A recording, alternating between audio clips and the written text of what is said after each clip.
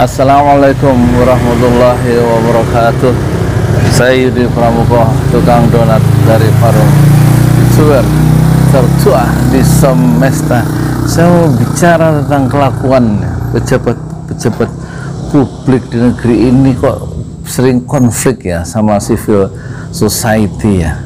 Yang salah itu siapa? Sebenarnya masyarakat yang salah atau pejabat publik itu yang salah? Misalnya ya mungkin mereka merasa benar dari segi hukum ya, tapi ini lebih dari sekedar hukum ya, soal etika, soal kepantasan dalam melakukan tutur kata, kemudian dalam melakukan tindakan-tindakan yang kira-kira mengganggu ya perasaan keadilan masyarakat, yang mengganggu perasaan halus masyarakat. Kok begitu sih pejabat itu sebenarnya? Contoh, dulu ada Said Didu itu mengkritik Luhut ya, terus Luhut memberikan somasi kepada Said Didu. Sebagai menteri dia melakukan teguran, somasi, dan dilaporkan ke Bareskrim. Said Didu tidak datang dengan alasan saat itu PSBB, tapi kemudian kasusnya tidak berlanjut. Pertanyaannya, ini sebenarnya Luhut itu sungguh-sungguh nggak dia menyelesaikan soal, hanya melakukan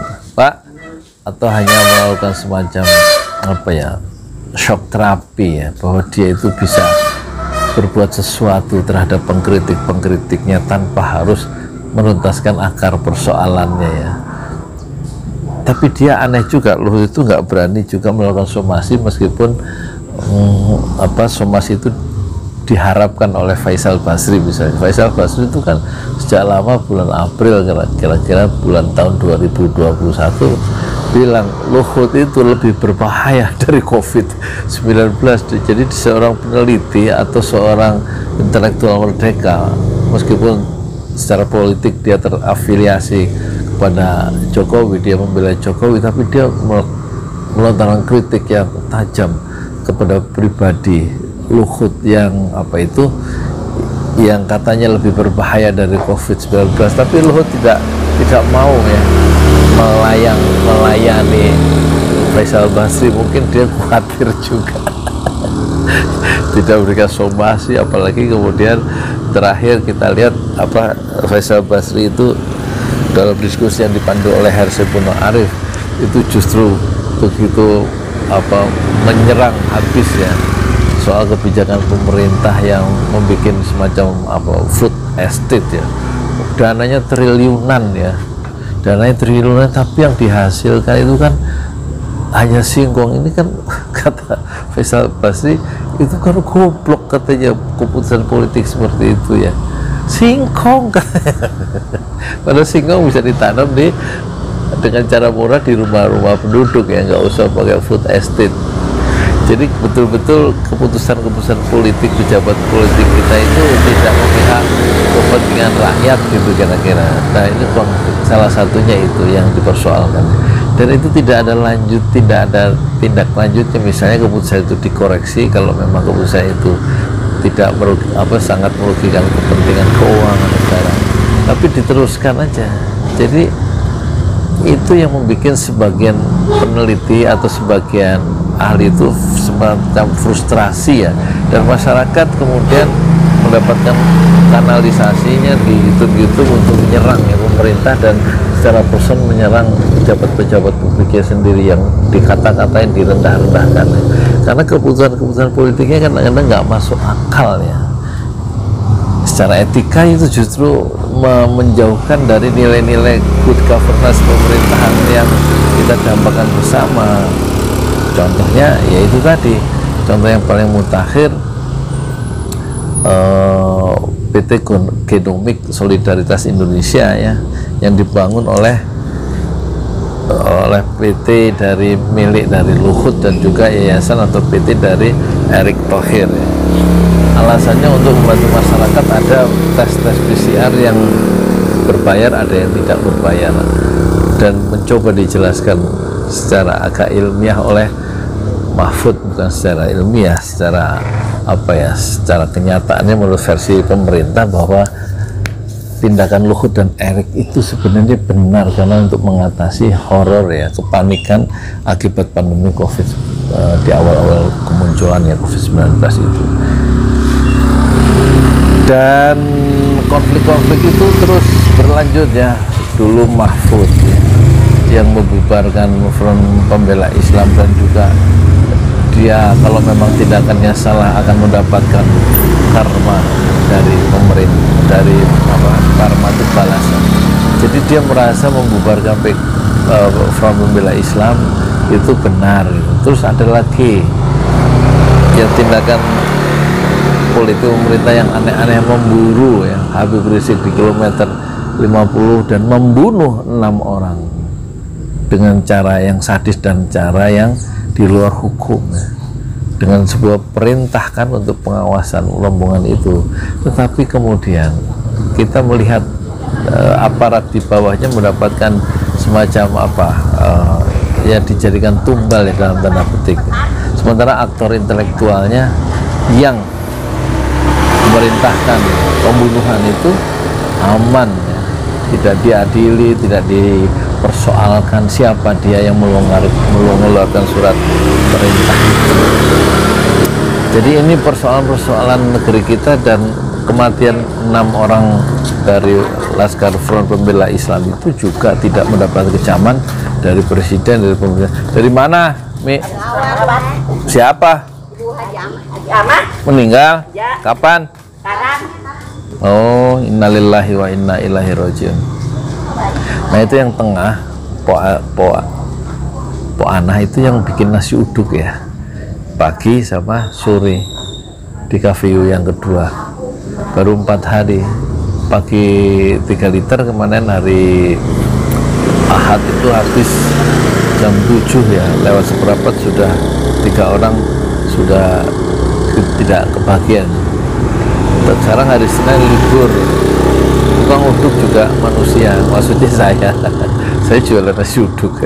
Nah sekarang mau praktek udah beli itunya, kucainya pengganti daun bawang itu sudah kita beli ya, dua ikat itu 3.000 untuk praktek bikin bakwan Pontianak. Dan istilah bakwan Pontianak, bakwan Pontianak kita ubah ya, namanya menjadi bakwan wisata karena dikaitkan dengan desa wisata Pamekarsari. Yang meresmikan Erick Thohir juga, itu desa wisata itu ya, desa wisata itu Erick Thohir ya. Apa kita kasih nama bakwan Erick ya?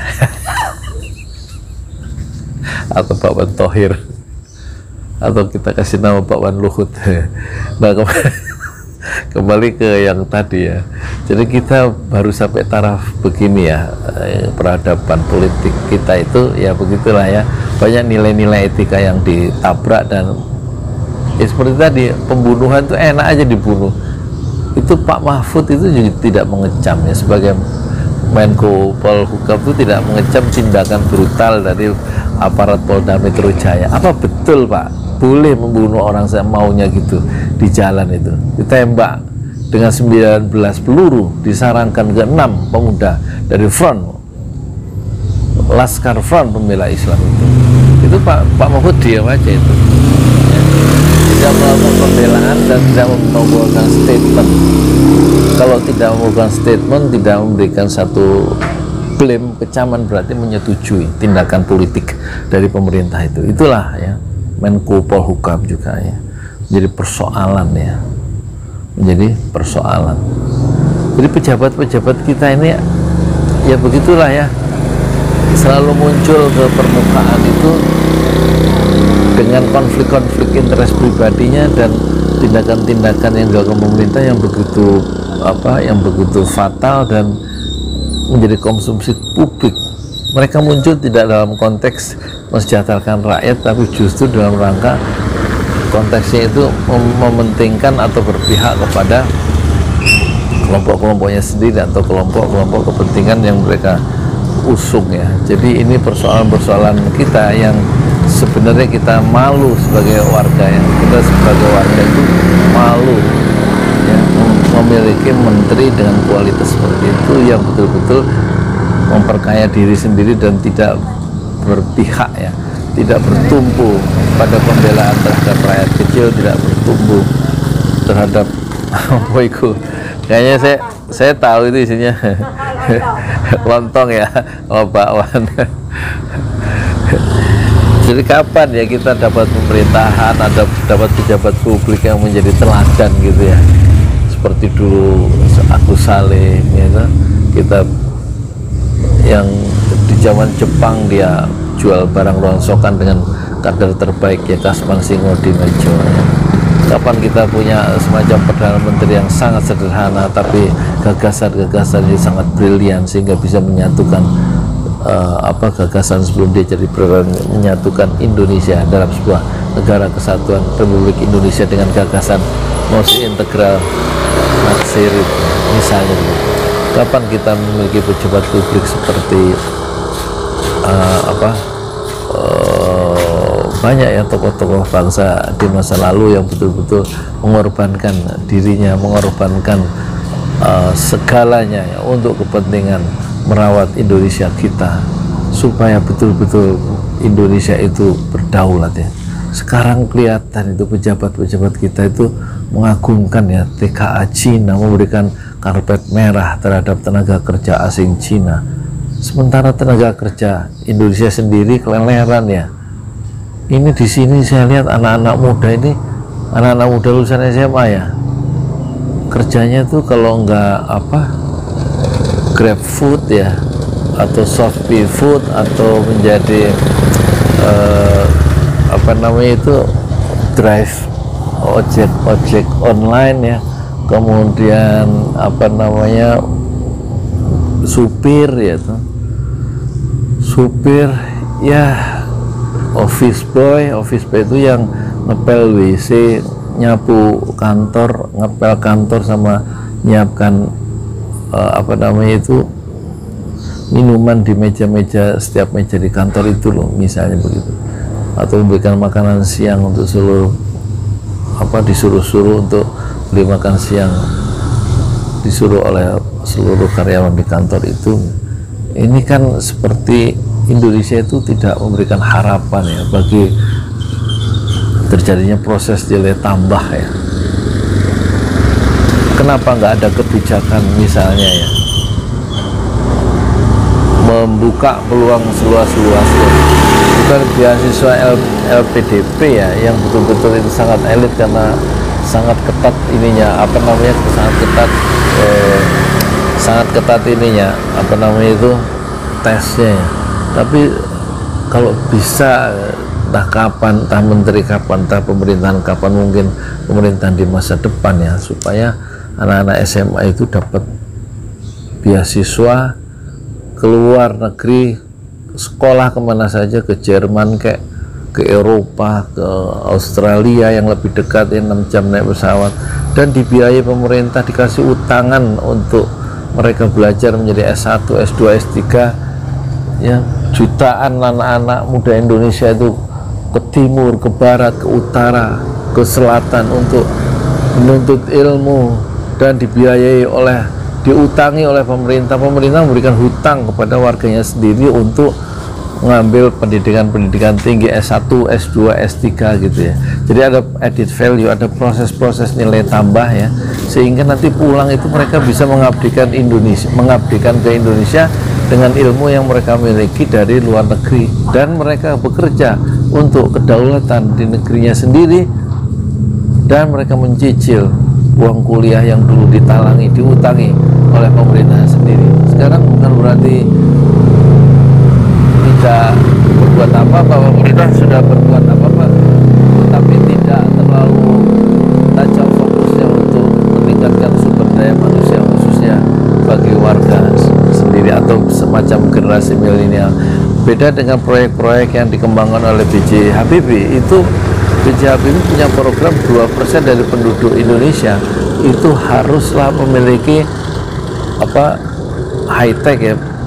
High tech itu pendidikan tinggi, dan Habibie kemudian mengirim ya ribuan anak-anak muda dalam proses nilai tambah untuk membangun industri pesawat terbang, industri kereta api, dan industri-industri strategis lainnya, itu dikirim ya ke seluruh dunia dan diberikan beasiswa sehingga mereka itu jelas ya kembali pulang untuk mengabdikan negerinya. Tetapi ketika Habibie jatuh dan tidak mendapatkan suaka politik atau pelindungan politik dari Pak Harto yang kemudian sudah jatuh, itu kemudian terjadi brain drain ya, berpindahnya tenaga-tenaga yang brain drain, tenaga-tenaga ahli, anak-anak muda itu tidak kembali ya ke Indonesia karena memang nggak ada lapangan pekerjaan untuk mereka, sehingga mereka dengan beasiswa yang sudah terima dan pendidikan tinggi yang sudah mereka terima karena program yang dibuat Habibie, mereka sekarang bekerja mencari nafkah di negeri-negeri maju ya, dengan ilmunya itu ya.